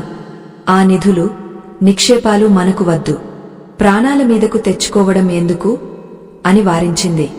కాని విక్రమసేనుడు, సోమదత్త, ఆ నిధిలో సగభాగం ధర్మ కార్యాలకు వాడాలని తాతగారు రాశారు. అది బయటపడితే ఎంతో మంది పేదలకు సహాయం చేయవచ్చు. నాకు భయం లేదు. కాని హోమం చేయడానికి, మంత్రాలు చదవడానికి మీ సహాయం కావాలి. మీరు వస్తారా అని అడిగాడు. సోమదత్తుడు దీర్ఘంగా ఆలోచించాడు. తన అప్పు తీరిపోయింది, నిజమే. కాని ఇది దేవుడు ఇచ్చిన బాధ్యత. ఆ నిధి బయటపడితే సమాజానికి మంచి జరుగుతుంది. కాని అక్కడ ఉన్నది మృత్యువుతో సమానమైన ప్రమాదం. ఆ సర్పం గురించి, ఆ భయానక శబ్దాల గురించి వింటుంటేనే వెన్నులో వణుకు పుడుతోంది. కాని సన్యాసి చెప్పిన మాట గుర్తొచ్చింది. భయాన్ని జయించడమే శివతత్వం. విక్రమసేన, నేను వస్తాను. వచ్చే సోమవారం అమావాస్య. ఆ రాత్రి మనం ఆ అడవికి వెళ్దాం. శివుడిని నమ్ముకున్న వాడికి విషం కూడా అమృతం అవుతుంది అని సోమదత్తుడు నిర్ణయం తీసుకున్నాడు. కైలాసంలో శివుడు గంభీరంగా మారాడు. పార్వతీ, సోమదత్తుడి అసలైన పరీక్ష ఇప్పుడే మొదలైంది. ఇన్నాళ్లు అతడు తన కష్టాలతో పోరాడాడు. ఇప్పుడు అతడు మాయతో, అతీంద్రియ శక్తులతో పోరాడాలి. ఆలయంలో ఉన్నది కేవలం బంగారం కాదు. అక్కడ ఒక దివ్య ఔషధం కూడా ఉంది. అది లోకానికి ఎంతో అవసరం. కాని దానిని రక్షిస్తున్న శక్తి సామాన్యమైనది కాదు. సోమదత్తుడు ఆ రాత్రి ఆ భయాన్ని జయించగలడా? తన ప్రాణాన్ని పణంగా పెట్టి ఆ హోమాన్ని పూర్తి చేయగలడా అని అన్నాడు. నిజంగా ఆ అడవిలో ఏముంది? ఆ పురాతన ఆలయంలో కాపలా కాస్తున్న ఆ శక్తి ఏమిటి? అమావాస్య రాత్రి సోమదత్తుడు, విక్రమసేనుడు అక్కడికి వెళ్లినప్పుడు ఏం జరిగింది? వారిని ఆ సర్పం అడ్డుకుందా? ఆ హోమం మధ్యలో జరిగిన భయానక సంఘటనలు ఏమిటి? రోమాలు నిక్కబొడుచుకునే ఆ ఘట్టం గురించి తెలియాలంటే ఆ అమావాస్య రానే వచ్చింది. ఆకాశంలో చంద్రుడు లేడు. కాని భూమి మీద మాత్రం భయం, ఉత్కంఠ అనే కారుమబ్బులు కమ్ముకున్నాయి. సోమదత్తుడు, విక్రమసేనుడు తమ ప్రయాణానికి సిద్ధమయ్యారు. సుగుణవతి కళ్లలో నీళ్లు సుడులు తిరుగుతున్నాయి. ఆమె మనసు కీడును శంకిస్తోంది. ఏవండీ, వెళ్ళొద్దని చెప్పలేను, వెళ్ళమని అనలేను. కాని ఒక్క మాట గుర్తుపెట్టుకోండి. మీ ప్రాణమే మాకు శ్రీరామరక్ష. ఆ నిధి దొరకకపోయినా పర్వాలేదు, మీరు క్షేమంగా తిరిగిరండి అని భర్త చేతులు పట్టుకుని బ్రతిమిలాడింది. సోమదత్తుడు ఆమె నుదుటిన విభూతిని దిద్ది, సుగుణ, భయం మృత్యువుతో సమానం, ధైర్యం విజయానికి సోపానం. నేను వెళ్తున్నది కేవలం బంగారం కోసం కాదు, మా పూర్వీకులు మాకు అప్పగించిన బాధ్యతను నెరవేర్చడానికి. శివుడి ఆజ్ఞ లేనిదే చీమైనా కుట్టదు. ఆయనే నన్ను రక్షిస్తాడు అని ధైర్యం చెప్పి విక్రమసేనుడితో కలిసి అడవి దారి పట్టాడు. అది మామూలు అడవి కాదు, కాలభైరవ వనం అని పిలువబడే దట్టమైన అరణ్యం. పగలు కూడా సూర్యరశ్మి నేల తాకని ప్రదేశమది. ఇప్పుడు అమావాస్య చీకటిలో ఆ అడవి మరింత భయానకంగా కనిపిస్తోంది. గాలి కూడా భయంతో స్తంభించిపోయినట్లు ఉంది. కేవలం వారి అడుగుల శబ్దం, అప్పుడప్పుడు వినిపించే గుడ్లగుబల అరుపులు తప్ప అక్కడ ప్రాణికోటి సంచారమున్న ఆనవాళ్లే లేవు. విక్రమసేనుడు కత్తిని చేతిలో గట్టిగా పట్టుకుని నడుస్తున్నాడు. అతడు క్షత్రియుడే, ఎన్నో యుద్ధాలు చూసినవాడే. కాని ఎందుకో తెలియదు, ఆ అడవిలోని నిశ్శబ్దం అతడి గుండెల్లో వణుకు పుట్టిస్తోంది. సోమదత్త, ఈ ప్రదేశం చాలా వింతగా ఉంది. ఎవరో మనల్ని గమనిస్తున్నట్లు, మన వెనకాలే నడుస్తున్నట్లు అనిపిస్తోంది అని విక్రమసేనుడు మెల్లగా అన్నాడు. సోమదత్తుడు వెనక్కి తిరగకుండానే, నిజమే విక్రమసేన, ఇది సిద్ధులు, యోగులు తపస్సు చేసుకునే పుణ్యభూమి, అలాగే దుష్టశక్తులు సంచరించే మాయాభూమి కూడా. మనసు చలించకూడదు. ఓం నమః శివాయ అనే పంచాక్షరి మంత్రాన్ని శ్వాసగా మార్చుకో, అదే మనకు కవచం అని హెచ్చరించాడు. కొంత దూరం వెళ్ళాక దట్టమైన పొదలు, రాళ్ల మధ్య నుండి ఒక పాడుబడిన నిర్మాణం కనిపించింది. అదే ఆ పురాతన శివాలయం. ఆలయ గోపురం సగం కూలిపోయి ఉంది. ప్రాకారాలు బీటలు వారి ఉన్నాయి. ఆలయ ద్వారం దగ్గర పెద్ద మర్రి చెట్టు ఊడలతో దెయ్యం జుట్టులా వేలాడుతోంది. ఆ చెట్టు మీద వందల సంఖ్యలో గబ్బిలాలు తలకిందులుగా వేలాడుతూ వారిని వింతగా చూస్తున్నాయి. ఆలయాన్ని చూడగానే ఏదో తెలియని శక్తి తమను ఆకర్షిస్తున్నట్లు, అదే సమయంలో హెచ్చరిస్తున్నట్లు వారికి అనిపించింది. వారు ఆలయం లోపలికి అడుగుపెట్టారు. గర్భగుడి ద్వారం దగ్గర విపరీతమైన దుర్వాసన వస్తోంది. కాని సోమదత్తుడు వెనకాడలేదు. లోపలికి వెళ్లి అక్కడ ఉన్న శివలింగాన్ని శుభ్రం చేశాడు. ఆ లింగం నల్లటి రాతితో చేయబడింది. కాని దానిమీద ఏదో తెలియని తేజస్సు ఉంది.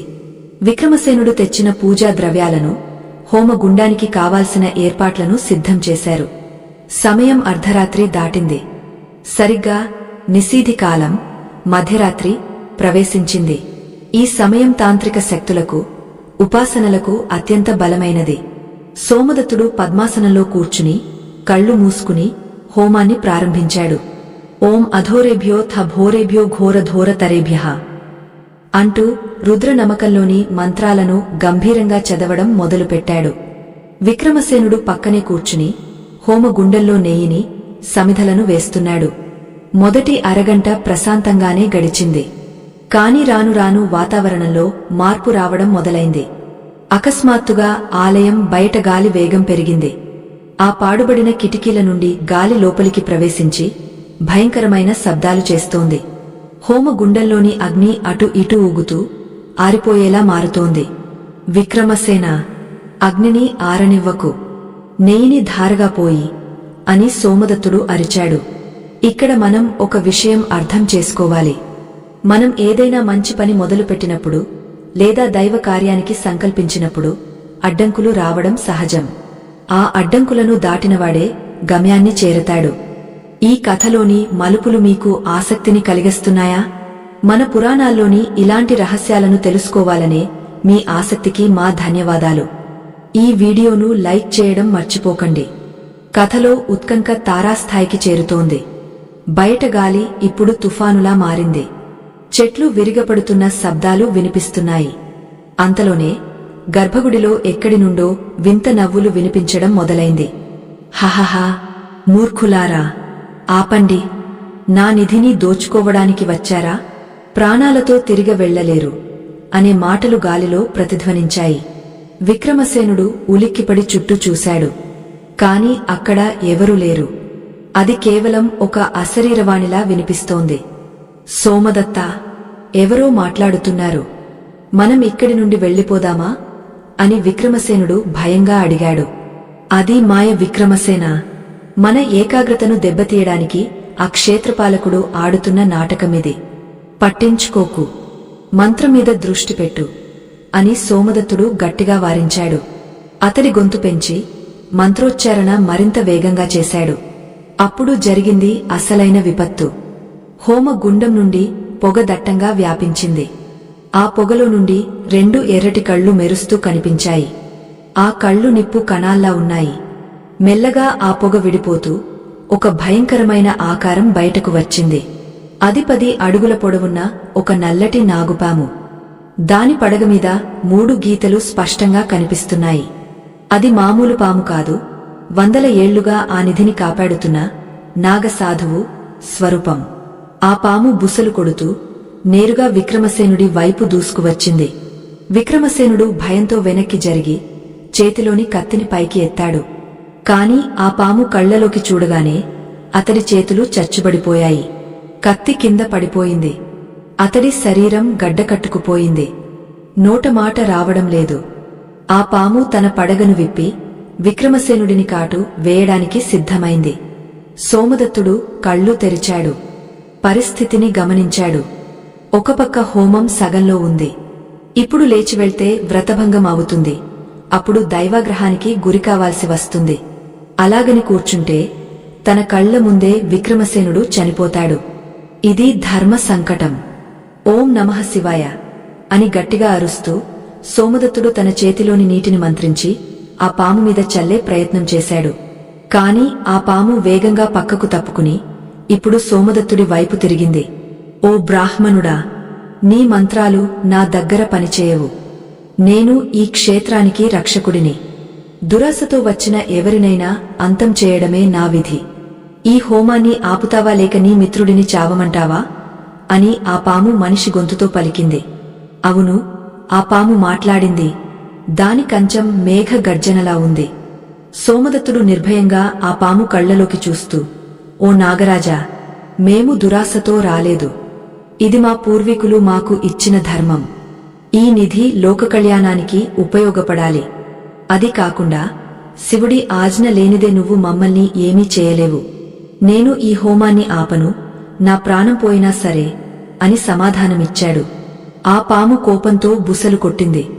అయితే నీ భక్తిని పరీక్షిస్తాను. ఇదిగో, ఈ క్షణమే నీ హోమగుండాన్ని ఆర్పేస్తాను అంటూ తన తోకతో పక్కన ఉన్న పెద్ద నీటి కుండను బలంగా కొట్టింది. ఆ కుండ పగిలి అందులోని నీళ్లు హోమగుండం వైపు ప్రవహించడం మొదలుపెట్టాయి. విక్రమసేనుడు అరుస్తున్నాడు, సోమదత్త, అగ్ని ఆరిపోతే సర్వనాశనం. ఏదో ఒకటి చేయి. నీళ్లు వేగంగా అగ్ని వైపు వస్తున్నాయి.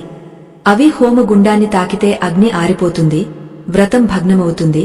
ఆపై ఆ సర్పం వారిని బ్రతకనివ్వదు. సోమదత్తుడికి ఆలోచించడానికి సమయం లేదు. క్షణకాలంలో ఒక నిర్ణయం తీసుకోవాలి. అతడు ఏం చేశాడు? అక్కడ కైలాసంలో పార్వతీదేవి ఉత్కంఠగా చూస్తోంది. స్వామీ! సోమదత్తుడు ఇరకాటంలో పడ్డాడు. అగ్నిని కాపాడాలా, మిత్రుడిని కాపాడాలా, లేక తన ప్రాణాన్ని కాపాడాలా? ఇప్పుడు అతడిని రక్షించేది ఎవరు? శివుడు ప్రశాంతంగా, ధర్మమే అతడిని రక్షిస్తుంది దేవి. త్యాగం లేకుండా ఏ గొప్ప పని పూర్తి కాదు. సోమదత్తుడు ఇప్పుడు చేయబోయే పని దేవతలను సైతం ఆశ్చర్యపరుస్తుంది అన్నాడు. నిజంగా సోమదత్తుడు ఏం చేశాడు? ఆ ప్రవహించే నీటిని అగ్నిని తాకకుండా ఎలా ఆపాడు? ఆ సర్పం వారిని ఎందుకు వదిలిపెట్టింది? హోమం పూర్తయిందా? ఆ నిధి ద్వారం తెరుచుకుందా? ఈ అద్భుతమైన ఘట్టాన్ని, సోమదత్తుడి త్యాగాన్ని ఇప్పుడు చూద్దాం. హోమగుండం వైపు ఉధృతంగా ప్రవహిస్తున్న ఆ నీటిని చూసి సోమదత్తుడు క్షణం కూడా ఆలోచించలేదు. తన ప్రాణాన్ని, శరీరాన్ని పూర్తిగా మరిచిపోయాడు. ఆ నీరు అగ్నిని తాకితే వ్రతం భగ్నమవుతుంది, దైవాగ్రహం కలుగుతుంది అనే ఒక్క ఆలోచన తప్ప అతడి మదిలో మరొకటి లేదు. వెంటనే మెరుపు వేగంతో తన పైన ఉన్న ఉత్తరీయాన్ని, అంగవస్త్రాన్ని తీసి దానిని మడతపెట్టి నీటి ప్రవాహానికి అడ్డుకట్టగా వేశాడు. అంతేకాదు, ఆ నీరు ఎక్కడ ఆ బట్టను దాటి వెళ్తుందోనన్న భయంతో స్వయంగా తానే ఆ తడి నేలమీద హోమగుండానికి అతి సమీపంలో అడ్డంగా పడుకున్నాడు. హోమగుండం నుండి వస్తున్న విపరీతమైన వేడి సెగలు అతడి ముఖాన్ని, చేతులను కాలుస్తున్నాయి. మరొక పక్క చల్లటి నీరు అతడి శరీరాన్ని తడుపుతోంది. కాని సోమదత్తుడు ఓం నమః శివాయ అని గట్టిగా అరుస్తూ ఆ నీటిని తన శరీరంతో అడ్డుకుని అగ్నివైపు వెళ్లకుండా ఆపాడు. ఆ దృశ్యం చూసి విక్రమసేనుడు వణికిపోయాడు. సోమదత్తా, లే, కాలిపోతావు, పక్కకు జరుగు అని ఆర్తనాదం చేశాడు. కాని సోమదత్తుడు కదలలేదు. అతడి చర్మం కాలుతున్నా అతడి సంకల్పం మాత్రం చెక్కు చెదరలేదు. అతడి కళ్లలో నీళ్లు కారుతున్నాయి. కాని అవి బాధతో వచ్చినవి కావు, భక్తితో వచ్చినవి. అగ్ని దేవుడిని కాపాడుకోవాలనే తపనతో వచ్చినవి. అప్పటిదాకా బుసలు కొడుతూ వారిని అంతం చేయడానికి సిద్ధంగా ఉన్న ఆ నాగరాజు సోమదత్తుడి త్యాగాన్ని చూసి ఒక్కసారిగా స్తంభించిపోయాడు. ఆ సర్పం కళ్లలోని క్రౌర్యం మాయమైంది. పడగ మెల్లగా కిందకు దిగింది. ఆ భయంకరమైన సర్పం రూపం మసకబారి అక్కడ ఒక దివ్యమైన కాంతి పుట్టుకొచ్చింది. ఆ కాంతిలో నుండి ఒక వృద్ధ తాపసి ప్రత్యక్షమయ్యాడు. ఆయన జడలు కట్టిన జుట్టుతో, రుద్రాక్షమాలలతో, ముఖంలో అపారమైన తేజస్సుతో వెలిగిపోతున్నాడు. ఆ తాపసి సోమదత్తుడి దగ్గరకు వచ్చి, లెమ్ము నాయనా, సోమదత్తా, లెమ్ము, నీ పరీక్ష పూర్తయింది. అగ్నిని కాపాడటం కోసం స్వయంగా అగ్నిలో దూకడానికి సిద్ధపడిన నీ నిస్వార్థ భక్తికి నేను దాసోహమయ్యాను అని పలికాడు. సోమదత్తుడు ఆశ్చర్యంతో లేచి నిలబడ్డాడు. అతడి ఒంటిమీద కాలిన గాయాలు మాయమయ్యాయి. అతడికి ఆ తాపసి ఎవరో అర్థం కాలేదు. చేతులు జోడించి, మహాత్మా, మీరెవరు? ఆ సర్పమేది? ఇదంతా మాయా అని అడిగాడు. అప్పుడు ఆ తాపసి చిరునవ్వుతో, నాయనా, నేను ఈ నిధికి రక్షకుడిగా ఉన్న ఒక గంధర్వుడిని. గతంలో చేసిన ఒక చిన్న తప్పు వల్ల ఒక మహర్షి శాపానికి గురై ఇలా సర్పరూపంలో ఈ ఆలయాన్ని కాపాడుతున్నాను. ఎప్పుడైతే ఒక నిస్వార్థ మానవుడు ధన ఆశ కంటే ధర్మరక్షణే ముఖ్యమని భావించి తన ప్రాణాన్ని త్యాగం చేయడానికి సిద్ధపడతాడో అప్పుడు నీకు శాప విముక్తి కలుగుతుంది అని ఆ మహర్షి చెప్పారు. ఇన్నాళ్లకు నీ రూపంలో నాకు విముక్తి లభించింది. నీవు ఆ హోమాన్ని నిర్విఘ్నంగా పూర్తిచేయి. విజయం నీ వెంటే ఉంది అని చెప్పి ఆ గంధర్వ రూపం గాలిలో కలిసిపోయింది.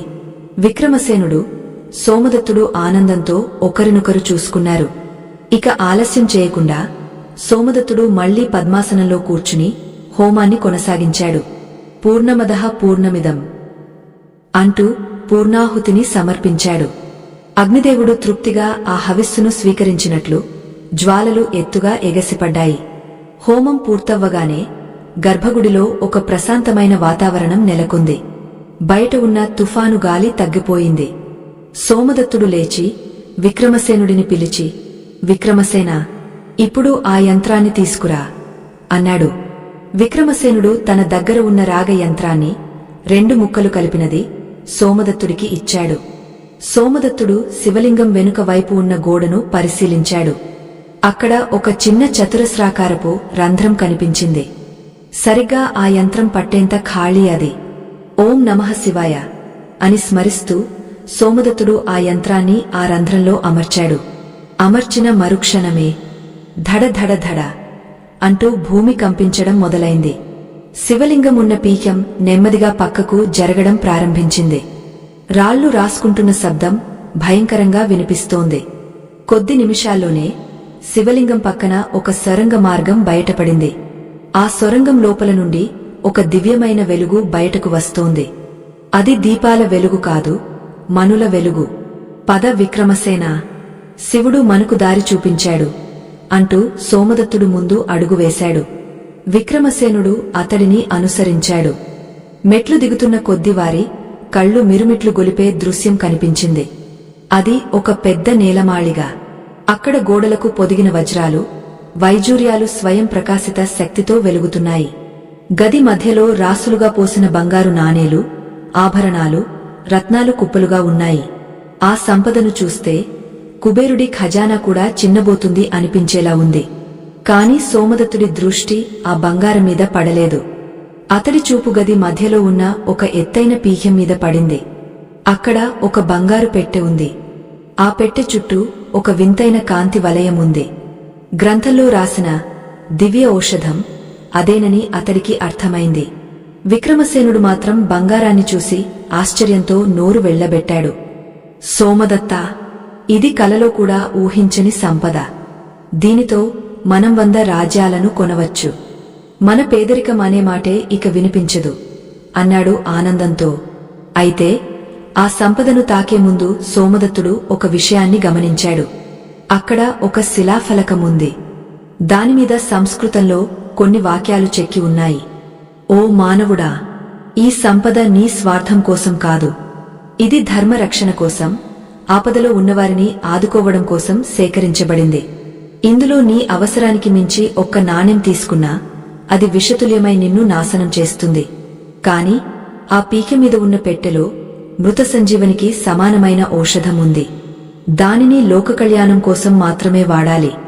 ఈ నియమాన్ని అతిక్రమిస్తే ఈ గదియే మీకు సమాధి అవుతుంది అని రాసి ఉంది. సోమదత్తుడు ఆ వాక్యాలను విక్రమసేనుడికి వివరించాడు. చూసావా విక్రమసేన, ఇది కేవలం ధనం కాదు, బాధ్యత. మనం చాలా జాగ్రత్తగా ఉండాలి అని హెచ్చరించాడు. విక్రమసేనుడు తల ఊపి, అవును సోమదత్తా, మనకు ఆశ లేదు. మన అప్పులు తీరాయి, మన కుటుంబాలు బాగుపడితే చాలు. మిగిలినది ప్రజల కోసమే వినియోగిద్దాం అని ప్రతిజ్ఞ చేశాడు. ఇంతటి నిజాయితీ, ధర్మం ఉన్నవాళ్లకే దైవానుగ్రహం లభిస్తుంది. మనం కూడా మన జీవితంలో ఇలాంటి ధర్మబద్ధమైన ఆలోచనలతో ఉంటే విజయం ఖచ్చితంగా మన సొంతం అవుతుంది. ఈ అద్భుతమైన కథలోని నీతి మీకు నచ్చినట్లయితే వెంటనే మన ఛానల్ని సబ్స్క్రైబ్ చేసుకోండి. ఇలాంటి మరెన్నో ఆధ్యాత్మిక రహస్యాలను మీరు తెలుసుకోవచ్చు. ఇక కథలోకి వెళ్తే, వారు ఆ నిధిలో కొంత భాగాన్ని సంచుల్లో నింపుకున్నారు. సోమదత్తుడు ఎంతో భక్తితో ఆ ఔషధ పెట్టెను చేతిలోకి తీసుకున్నాడు. అది చాలా బరువుగా ఉంది. దానిని తాకగానే అతడి శరీరంలోకి ఒక విద్యుత్ ప్రవహించినట్లయింది.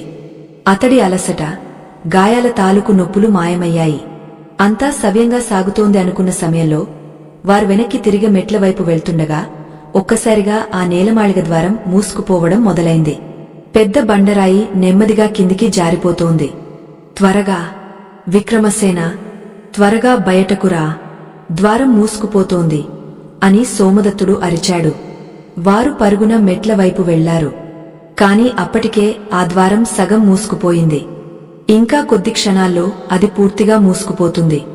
అప్పుడు ఒక అశరీరవాణి మళ్లీ వినిపించింది. ఆగండి, ఈ నిధిని బయటకు తీసుకువెళ్లాలంటే ఒక షరతు ఉంది. మీలో ఒకరు మాత్రమే బయటకు వెళ్లగలరు. రెండవ వ్యక్తి ఈ నిధికి శాశ్వత రక్షకుడిగా ఇక్కడే ఉండిపోవాలి. ఇది ఈ క్షేత్ర నియమం. త్యాగం చేయనిదే ఫలం దక్కదు. ఆ మాట విని ఇద్దరూ నిర్హాంతపోయారు. కాళ్ల కింద భూమి కంపించినట్లయింది. ఇన్నాళ్లు కష్టపడింది, పోరాడింది చివరికి ఒకరు బలి కావడానికా? విక్రమసేనుడు సోమదత్తుడి వైపు చూశాడు. సోమదత్తుడు విక్రమసేనుడి వైపు చూశాడు. ఆ క్షణం మృత్యువు కంటే భారమైన నిశ్శబ్దం అక్కడ నెలకొంది. విక్రమసేనుడు కన్నీళ్లతో, సోమదత్తా, నువ్వు గొప్ప పండితుడివి. నీ భార్య నీకోసం ఎదురుచూస్తోంది. నువ్వు వెళ్ళు. నేను రాజును. యుద్ధంలో చావడం నాకు అలవాటే. ఈ చీకటి గదిలో రక్షకుడిగా ఉండటం కూడా ఒక యుద్ధమే. నువ్వు వెళ్ళు అని సోమదత్తుడిని నెట్టేశాడు. కాని సోమదత్తుడు ఒప్పుకోలేదు. లేదు విక్రమసేన, నువ్వు రాజువు. ప్రజలను పాలించే బాధ్యత నీది. నేను పేద బ్రాహ్మణుడిని. నా కుటుంబం ఎలాగోలా బ్రతుకుతుంది. కాని రాజ్యం రాజు లేకపోతే అల్లకల్లోలం అవుతుంది. నువ్వు వెళ్ళు అని పట్టుబట్టాడు. ద్వారం మూసుకుపోవడానికి ఇంకా ఒక్క అడుగు ఖాళీ మాత్రమే ఉంది. సమయం లేదు. ఇద్దరూ త్యాగానికి సిద్ధపడ్డారు. ఎవరు ఉంటారు? ఎవరు వెళ్తారు? అసలు అశరీరవాణి నిజమేనా, లేక ఇది వారి చిట్టచివరి పరీక్షనా? శివుడు మళ్లీ వారిని పరీక్షిస్తున్నాడా? అప్పుడు సోమదత్తుడికి ఒక ఆలోచన వచ్చింది. ధర్మం అంటే మనిషిని బలి ఇవ్వడం కాదు. త్యాగం అంటే ప్రాణం తీసుకోవడం కాదు. అశరీరవాణి అడిగింది ఒక వ్యక్తిని కాదు, ఒక త్యాగాన్ని. విక్రమసేన, నీ దగ్గర ఉన్న ఆ గ్రంథాన్ని ఇక్కడ వదిలేయి. నేను నా దగ్గర ఉన్న యంత్రాన్ని ఇక్కడ వదిలేస్తాను. మన జ్ఞానాన్ని, మన అహంకారాన్ని ఇక్కడ బలి ఇద్దాం అన్నాడు. నిజంగా ఆ ఉపాయం పనిచేస్తుందా? వారు తమ వస్తువులను వదిలేసి బయటకు రాగలరా? లేక ఆ బండరాయి వారిని శాశ్వతంగా సమాధి చేస్తుందా?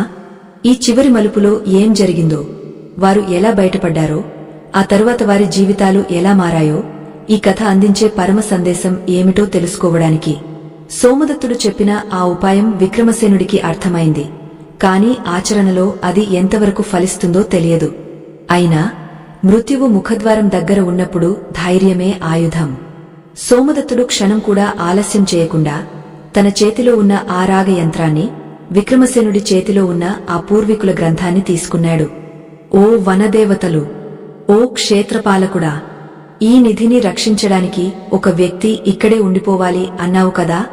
మనిషి అంటే కేవలం శరీరమా? కాదు. మనిషి అంటే అతడి జ్ఞాపకాలు, అతడి వంశం, అతడి అహంకారం.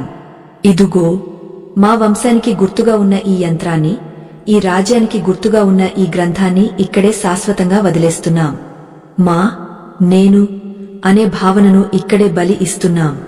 మా త్యాగాన్ని స్వీకరించు అని గట్టిగా అరుస్తూ ఆ రెండు వస్తువులను ఆ గది మధ్యలో విసిరేశాడు. ఆశ్చర్యం, అద్భుతం! ఆ వస్తువులు నేల తాకగానే ఆ గది అంతా ఒక్కసారిగా కాంతితో నిండిపోయింది. మూసుకుపోతున్న ఆ భారీ రాతి ద్వారం ఒక్కసారిగా స్తంభించిపోయింది. ఆ తరువాత నెమ్మదిగా వెనక్కి వెళ్లడం ప్రారంభించింది. ఆ అశరీరవాణి మళ్లీ వినిపించింది. కాని ఈసారి అందులో కోపం లేదు, సంతోషముంది. సభాష్ సోమదత్తా, సభాష్! మనిషిని బలి కోరే క్షుద్రశక్తిని కాను నేను. మనిషిలోని మమకారాన్ని బలి కోరే దైవశక్తిని. సంపదను తీసుకువెళుతున్నా అనే అహంకారం లేకుండా మూలాలను కూడా వదులుకోగల వైరాగ్యం మీలో ఉందా లేదా అని పరీక్షించాను. మీ ఇద్దరిలో ఆ త్యాగగుణం ఉంది. వెళ్ళండి. ధర్మ రక్షణ కోసం వెళ్ళండి. విజయం మీ వెంటే ఉంటుంది అని ఆశీర్వదించింది. ద్వారం పూర్తిగా తెరుచుకుంది. సోమదత్తుడు, విక్రమసేనుడు ప్రాణాలతో బయటపడ్డారు. వారు బయటకు రాగానే ఆలయం మళ్లీ యథావిధిగా నిశ్శబ్దంలోకి జారుకుంది. ఆ సొరంగ మార్గం మాయమైపోయింది. వారి చేతిలో ఉన్న ఔషధ పెట్టె, సంచుల్లో ఉన్న సంపద మాత్రమే మిగిలాయి. అప్పటికి తూర్పున సూర్యుడు ఉదయిస్తున్నాడు. ఆ లేలేత కిరణాలు వారి ముఖాల మీద పడుతుంటే అది ఒక కొత్త జీవితానికి, కొత్త అధ్యాయానికి నాందిలా అనిపించింది. అడవిలో ఇన్నాళ్లు ఉన్న భయంకరమైన వాతావరణం పోయి పక్షుల కిలకిలారావాలతో ఆహ్లాదకరంగా మారింది. విక్రమసేనుడు సోమదత్తుడిని గట్టిగా కోగలించుకుని, మిత్రమా, నీ జ్ఞానమే మనల్ని కాపాడింది. నీ సాంగత్యం నా పూర్వజన్మ సుకృతం అని ఆనందబాష్పాలు రాల్చాడు. వారు క్షేమంగా ఊరికి చేరుకున్నారు. సుగుణవతి వారిని చూడగానే ప్రాణం లేచి వచ్చినంత పనైంది. సోమదత్తుడు జరిగినదంతా ఆమెకు వివరించాడు. ఆ ఔషధాన్ని, సంపదను చూసి ఆమె కూడా ఆశ్చర్యపోయింది. అయితే కథ ఇక్కడితో అయిపోలేదు. అసలు సిసలైన భట్టం ఇక్కడే ఉంది. ఆ సంపదతో వారు ఏం చేశారు? సోమదత్తుడు, విక్రమసేనుడు ముందుగా ఒక నిర్ణయానికి వచ్చారు. ఆ నిధిలో నుండి ₹1 కూడా తమ సొంత విలాసాలకు వాడుకోకూడదని ప్రమాణం చేశారు. సోమదత్తుడు తన కుటుంబ పోషణకు సరిపడా చాలా తక్కువ మొత్తాన్ని మాత్రమే తీసుకున్నాడు. మిగిలిన నిధిని విక్రమసేనుడు తన రాజ్యంలో ఉన్న కరువును పోగొట్టడానికి, చెరువులు తవ్వించడానికి, పేదలకు ఇళ్లు కట్టించడానికి వినియోగించాడు.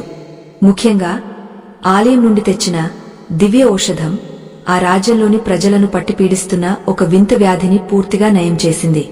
వైద్యులకు కూడా అంతుచిక్కని ఆ రోగం ఈ ఔషధ ప్రయోగంతో మాయమైపోయింది. ప్రజలు విక్రమసేనుడిని, సోమదత్తుడిని దేవుళ్లుగా కొలిచారు. సోమదత్తుడు ఆ ఊరిలో ఒక పెద్ద అన్నదాన సత్రాన్ని ప్రారంభించాడు. అక్కడ కులమత భేదం లేకుండా ఆకలితో వచ్చిన ప్రతి ఒక్కరికి కడుపు నిండా అన్నం పెట్టేవాడు. రుణం తీరాలంటే రుణం తీర్చుకునే శక్తిని ఇచ్చేది ఆ అన్నపూర్ణేశ్వరి మాత్రమే అని నమ్మి నిత్యం అన్నదానంలోనే గడిపేవాడు. కాలం గడిచే కొద్దీ సోమదత్తుడి కీర్తి దశదిశలా వ్యాపించింది. కాని అతడు మాత్రం ఎప్పుడూ ఆ నిరాడంబర జీవితాన్నే గడిపేవాడు. ప్రతి సోమవారం శివాలయానికి వెళ్లడం, గుప్పెడు బియ్యం సమర్పించడం, ఆ రోజంతా మౌనవ్రతం పాటించడం అతడి దినచర్యలో భాగమైంది. చివరికి నిండు 100 ఏళ్లు ధర్మబద్ధంగా జీవించి సోమదత్తుడు, సుగుణవతి శివసాయుజ్యాన్ని పొందారు. ఇక కైలాసంలో ఈ కథను ముగస్తూ పరమశివుడు పార్వతీదేవితో ఇలా అన్నాడు. చూసావా దేవి, సోమదత్తుడి జీవితం మానవాళికి ఒక పాణ్యం. అతడు అప్పుల ఊబిలో కూరుకుపోయినప్పుడు ఆత్మహత్యకు సిద్ధపడ్డాడు. కాని ఎప్పుడైతే నన్ను శరణు కోరాడో, ఎప్పుడైతే ఫలితం మీద ఆశ లేకుండా కర్మను ఆచరించాడో అప్పుడే అతడి తలరాత మారింది. మనిషికి వచ్చే కష్టాలు అతడిని శిక్షించడానికి కాదు, అతడిని సంస్కరించడానికి. అప్పు అనేది కేవలం ఆర్థికపరమైనది మాత్రమే కాదు, అది కర్మపరమైనది కూడా. ఆ కర్మబంధం తెగిపోవాలంటే త్యాగం, దానం, దైవభక్తి అనే 3 ఆయుధాలు కావాలి. పార్వతీదేవి సంతోషంతో, నాథా, మీరు చెప్పిన ఈ సోమవార వ్రత మహిమ అద్భుతం. మరి కలియుగంలో సామాన్య మానవులు సోమదత్తుడిలా అడవులకు వెళ్లి నిధులు తేలేరు కదా. వారు తమ అప్పుల బాధ నుండి విముక్తి పొందాలంటే ఏం చేయాలి? వారికి ఏదైనా సులభమైన మార్గాన్ని ఉపదేశించండి అని లోక కళ్యాణార్థం కోరింది. శివుడు కరుణతో ఇలా సెలవిచ్చాడు. దేవి, కలియుగంలో నామస్మరణే తరుణోపాయం. ఎవరైతే ఆర్థిక ఇబ్బందులతో, అప్పుల బాధలతో, కోర్టు కేసులతో, శత్రువుల వేధింపులతో సతమతమవుతున్నారో వారు నేను చెప్పే ఈ చిన్న పరిహారాన్ని శ్రద్ధగా ఆచరిస్తే చాలు. రుణ విమోచన రహస్యం. ప్రేక్షకుల కోసం ప్రతి సోమవారం సూర్యోదయానికి ముందే స్నానం ఆచరించి దగ్గరలోని శివాలయానికి వెళ్లాలి. ఒక రాగపాత్రలో శుద్ధమైన నీటిని, అందులో కొంచెం పచ్చిపాలు, నల్ల నువ్వులు, ఒక బిల్వపత్రం వేసి శివలింగానికి అభిషేకం చేయాలి. అభిషేకం చేస్తున్నంతసేపు ఓం రుణ ముక్తేశ్వరాయ నమః లేదా ఓం నమః శివాయ అని జపించాలి. అభిషేకం పూర్తయిన తర్వాత మీ శక్తి కొలది ఒక గుప్పెడు చాలు, బియ్యాన్ని మరియు ₹1 నాణేన్ని స్వామివారి పాదాల దగ్గర లేదా గుడిలోని హుండీలో వేయాలి. కాని గుర్తుంచుకోండి, ఆ గుప్పెడు బియ్యం మీ ఇంట్లో మీరు తినే బియ్యం అయ్యుండాలి. అలా సమర్పిస్తూ, స్వామీ, ఈ బియ్యం గింజలు నా కర్మలకు ప్రతీకలు, నా పేదరికాన్ని, నా రుణాలను నీవే స్వీకరించు అని మనస్ఫూర్తిగా వేడుకోవాలి. ఇలా వరుసగా 11 లేదా 21 సోమవారాలు చేస్తే ఎంతటి కఠినమైన అప్పులైనా తీరిపోయే మార్గం దొరుకుతుంది. అయితే ఈ వ్రతం చేస్తున్నన్ని రోజులు మాంసాహారం, మద్యపానం ముట్టకూడదు. సాత్విక జీవనం గడపాలి. అన్నింటికంటే ముఖ్యంగా ఆకలితో ఉన్న ప్రాణికి గుప్పెడు అన్నం పెట్టాలి. ఎందుకంటే అన్నదానం అన్ని దానాల కన్నా గొప్పది. అది చేసిన వాడికి దారిద్ర్యం ఉండదు. శివుడు చెప్పిన ఈ పరమ రహస్యాన్ని విన్న పార్వతీదేవి సమస్త దేవతలు హర హర మహాదేవ అని నినదించారు. సోమదత్తుడి కథ ద్వారా మనం నేర్చుకోవలసిన నీతి ఇదే. సమస్యలు వచ్చినప్పుడు కుంగపోకూడదు. ఆత్మహత్య పరిష్కారం కాదు. దైవమీద భారం వేసి ధర్మబద్ధంగా ప్రయత్నిస్తే ఆ పరమశివుడు విషాన్ని కూడా అమృతంగా మారుస్తాడు. మన సంపాదనలో కొంత భాగం పరులకు సహాయం చేయడానికి వినియోగిస్తే ఆ ధనమే మనకు రక్షగా నిలుస్తుంది. ఈ అద్భుతమైన కథనం మీకు నచ్చిందా? మీ జీవితంలో కూడా ఆర్థిక సమస్యలు తొలగిపోయి అష్టైశ్వర్యాలు కలగాలని కోరుకుంటూ ఈ వీడియోను ముగించే ముందు ఒక చిన్న మనవి.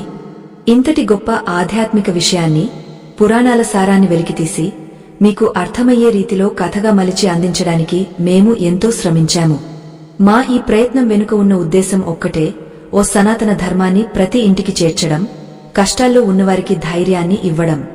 ఈ జ్ఞాన యజ్ఞంలో మీరు కూడా సమిధలు అవ్వాలనుకుంటే దయచేసి ఈ వీడియోను లైక్ చేయండి. మీరు చేసే ఒక్క లైక్ వల్ల ఈ వీడియో మరికొంతమందికి చేరుతుంది. వారి కష్టాలు తీరడానికి మీరు పరోక్షంగా సహాయం చేసిన వారు అవుతారు. అలాగే ఇలాంటి మరెన్నో ఆసక్తికరమైన, భక్తిరస ప్రధానమైన కథల కోసం మన ఛానల్ని ఇప్పుడే సబ్స్క్రైబ్ చేసుకోండి.